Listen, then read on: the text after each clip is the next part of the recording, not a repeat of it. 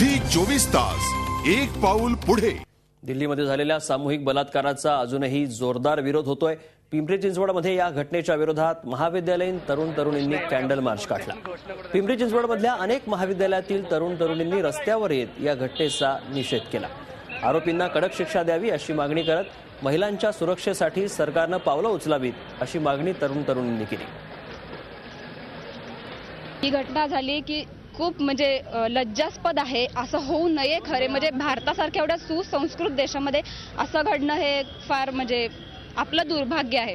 त्यासाठी मुलींना नेहमी रिस्ट्रिक्शन्स दिले जातात की लवकर घरी आहे ते वगैरे, सगळ्या रिस्ट्रिक्शन्स मुलींसाठी नाही असाव्यात। तर मुलांना सुद्धा त्यांच्या वडिलांनी किंवा पालकांनी काहीतरी 4 गोष्टी समजावून सांगितल्या पाहिजेत की हे करणं किती चुकीचं आहे आणि ते करण्याच्या आधी आपली बहीण किंवा आपली आई सुद्धा डोळ्यासमोर आली पाहिजे त्यांच्या। झी 24 तास एक पाऊल पुढे।